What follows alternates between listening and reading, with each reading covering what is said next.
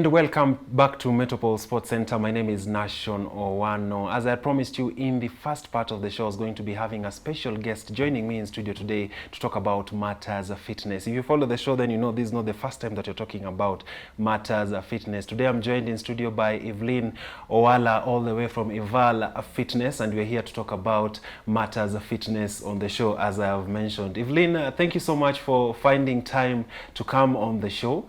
Thank you. I know we've been in communication and we've been trying to lock down this conversation with you to talk about matters fitness.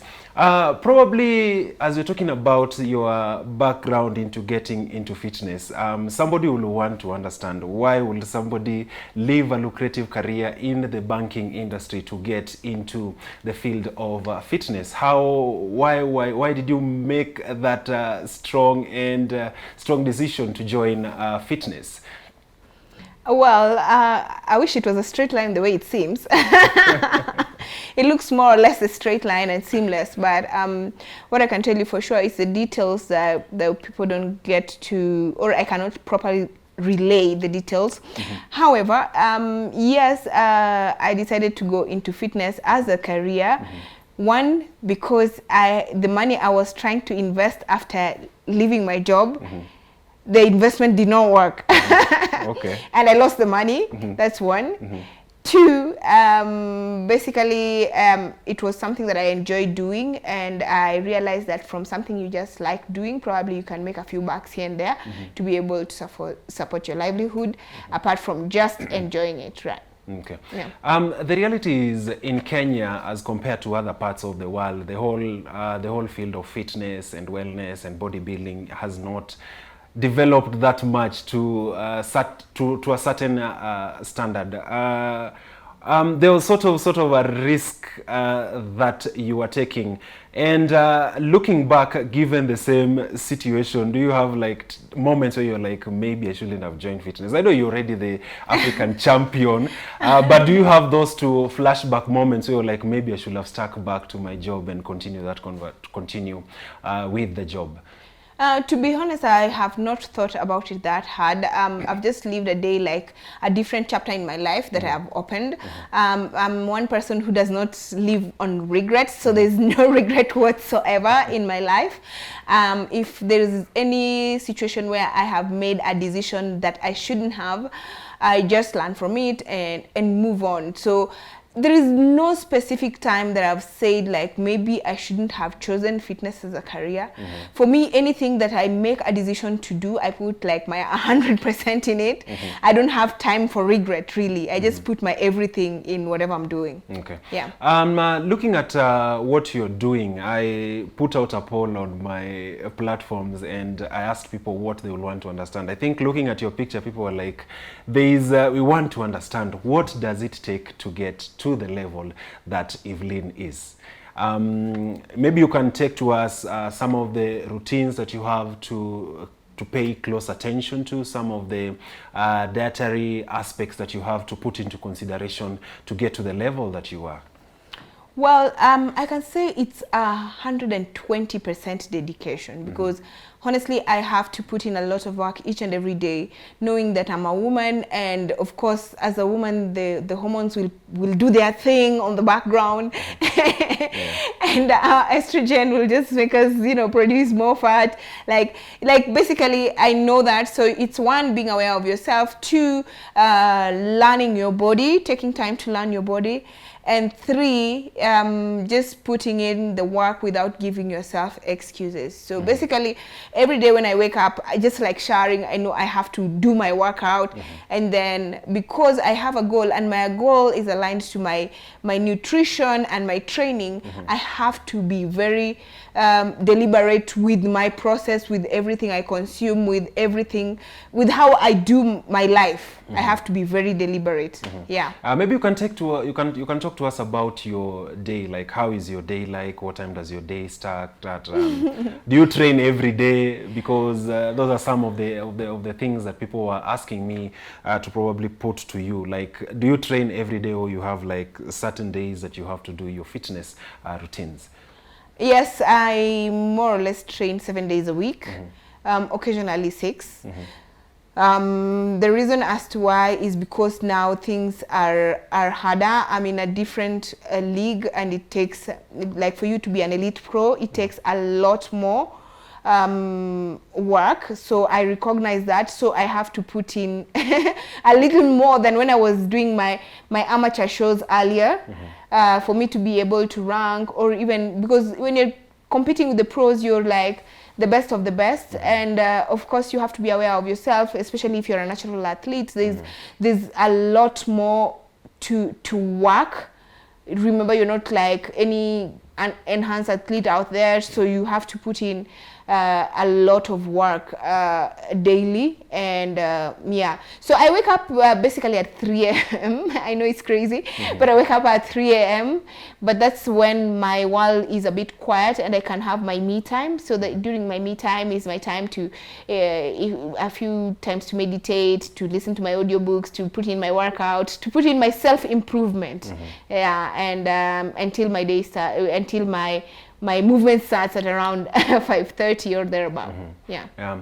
Interesting you mentioned joining the League of the Pros. The reality is not many people know what it takes to compete in an IFBB event. Maybe you can talk to us how far are you to getting to the pro level, because I know it's not an easy feat. It really takes a lot of effort. Maybe you can talk to us, because probably there are athletes out there, bodybuilders out there who are watching the show and would be interested to understand what does it take to be allowed to compete in the elite level in the IFBB competition. Well, first of all, there are championships that you have to have won, and they have to be big championships that have an award for an elite pro for the top contestants, which means basically the elite pro league is comprised of the best in the big amateur shows. So first of all, you have to get, the good thing is that the Kenya Bodybuilding Federation is aligned to IFBB, which means you can compete in IFBB championships, whether they're in Africa or away. We don't have so many in Africa, which means most of the competitions are most likely to happen in Europe and USA and those other places. But the ones that are here, you can participate, because the good thing is that at least Arnold Classic Africa, that one has slots for elite athletes to be slotted in, or you have to earn particular points from ranking collectively to be able to gain that. Yeah.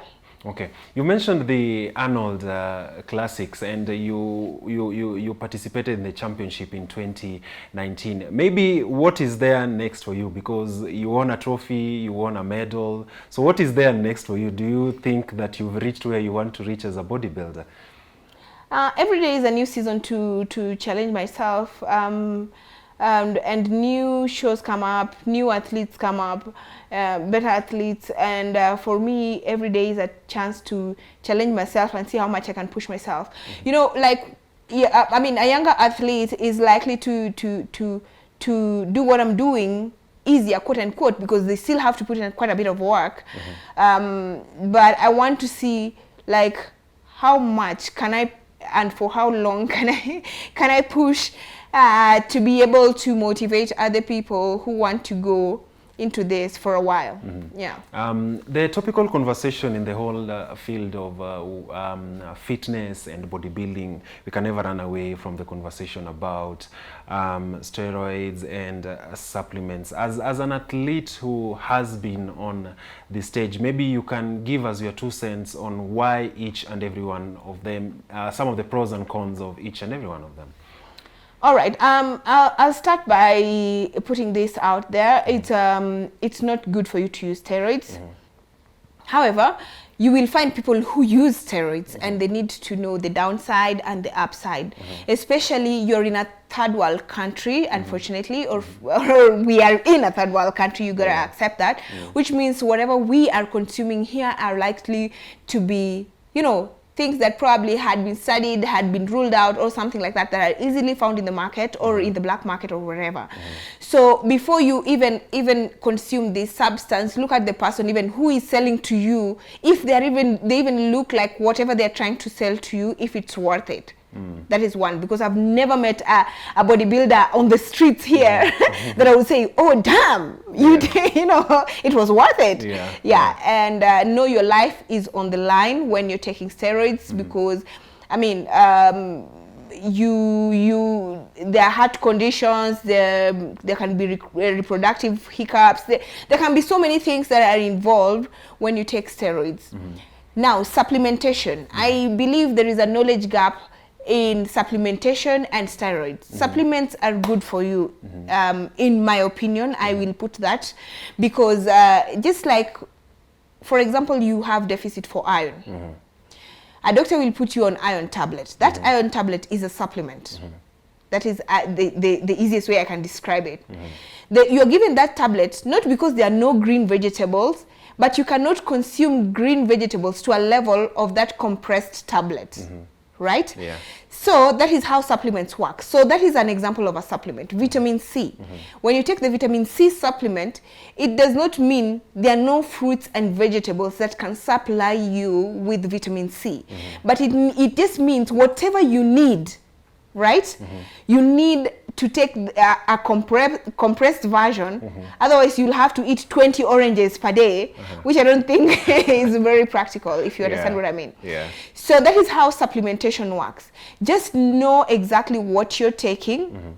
It is your obligation and your duty to find out the content of whatever supplement that somebody is selling for you. I am a representative of USN, the brand USN Kenya. And for sure, I too use supplements. I just research on every bit, because normally there is a list that we have as athletes, right? That we go through for the banned substances. Some of those, not all banned substances, by the way, are steroids. They can just be like, they enhance your performance and that kind of thing. So it's my job to check out that, and if I check everything that is on the list and I'm fine with it, that's fine. And the good news is, once you check something, it's always the same, you know, so you don't have to check it every time you're buying it. You at least have that in the bag, so when you're buying something, if they add anything, I mean, any company should be able to notify you that they've added an additional component to whatever you're consuming. So that is my layman's explanation of the difference between supplementation and steroids. As you mentioned, there is a knowledge gap in terms of information, you know, knowledge gap in terms of where people can get supplements and the right supplements to use. You know, probably some of us, for lack of a better word, are woke and are at the place where we can get the information, but there are people at the grassroots level who might not have the avenues for getting this information. Probably, what are some of the key things, apart from understanding the ones that you need, what are some of the key things that probably people need to look at before they put themselves into the use of supplements in their fitness exercises? You need to find somebody who can guide you, more or less an expert, or somebody who has dealt with supplementation who can be able to guide you. Because you see, if you have a deficit in something, just like iron presents itself, you're fainting, dizziness, blah, blah, blah. I mean, you will not know if you have a deficit in something. Maybe there is a something presenting itself, but because you're not used to, you don't know if you should supplement or increase your intake in a particular vitamin or, you know, mineral. You wouldn't know. So you actually do need an expert. And if you don't know where to, you can just, you know, write to USN Kenya, because it's a supplement line. They'll be able to respond to you and tell you, in that case, do A, B, C, D. Yeah. Taking you back to the fitness conversation, I think many people who are starting out into fitness, including myself, are struggling with the issue of consistency. How are you able to keep consistent for the whole week? I mean, I do 3 times a week, but I already feel like by the time you're doing the second one, you're like, okay, do I really need to do the third one? Probably, what is it that keeps you grounded and you become consistent in your fitness goals and your whole fitness program? Well, right now, it's much easier because I need to work out to have energy to go through my day. Like, it's that thing that I do, the other thing that I do. But when I started, what I can advise somebody to do, like, you know, the way when you are young, you are sent to shower, then you wash your head and wash your feet and tell your parents, I'm done, I'm showered. Yeah. Yes, but nowadays, how many times do you shower? You'll find like maybe 2-3 times a day. Yeah. It's the same thing. You have to teach yourself into the routine and tell yourself the importance, set a goal, set small goals, celebrate small wins, and also sometimes find your motivation. At some point, my motivation was buying a new pair of shoes. Yeah, I know. But it made sense because it kept me going. So find just a small thing. Maybe it's a new gym gear. You know, sometimes you just go to the gym because today I put on that gym gear and it felt me. So even if you go there and do very little, just appearing and showing up is a step, and celebrate it. Okay. Yeah. Interesting thing that you're doing with Eval Fitness. Maybe you can talk to us about that, what Eval Fitness is about. Basically, take us through what you guys do at Eval Fitness. Eval Health and Fitness is an institution that helps change people's life through transforming them inside out, because from your outward look you'll project what is inside and you're able to gain confidence, radiate the best version of yourself. So our job basically is transform our clients from point A to B. I love saying we don't have a goal, but yes we do. Our goal is our client's goal, which means if a client sets for us to that she wants to reduce or wants to add lean weight, that then becomes our goal. We own it and we run with it. So basically that's what happens. We get some clients with different conditions and we work around it. In most cases we are lucky that the condition is either kept at bay or actually becomes better or actually just heals completely. So yes, that's what we do. Okay. Yeah. Probably one of the biggest mistakes that people make is they'll go to your Instagram page, look at how you've worked so hard, and they're like, I want this body. But the mistake that people probably make is usually in terms of where they start. Somebody wants to start, say, from what they've seen you doing on the gram or on the social, without understanding the goal setting program or the routine that they need to take. Maybe as we wrap up this conversation, what are some of the key things that people need to identify and lock down in terms of goal setting for their fitness goals? One, be wild with your goal. You know, the other day a Facebook memory popped up of my goal. I laughed. Like, really, girl, you couldn't do better than this, you know? So be wild with your goals so that when it pops up like mine did, you are able to say, yes, you kept up to the standard. And then again, also when you make sure you document your journey. Document your journey, because when you'll be telling your story, you'll need that documentation. It always helps you appreciate yourself, even on days that you feel so low and not ready. Okay. Yeah. Thank you so much, Evelyn, for finding time to come on Metropol Sports Center. Looking forward to having this whole conversation about fitness with you once again on Metropol Sports Center.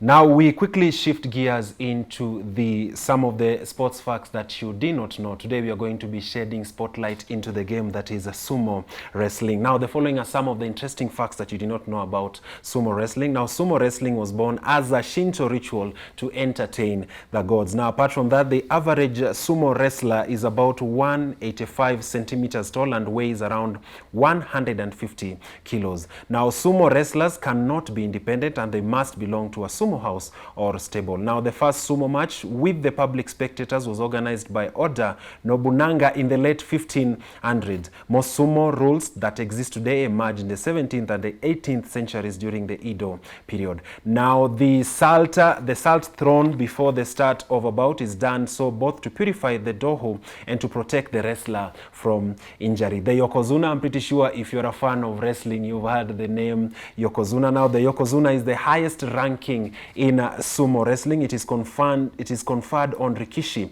who are highly successful in the ring and have won have won their previous 2 tournaments to be considered. Now the fighting ring is called the doho and is made from clay and the surface covered with sand, while the circles and borders are made from rice bells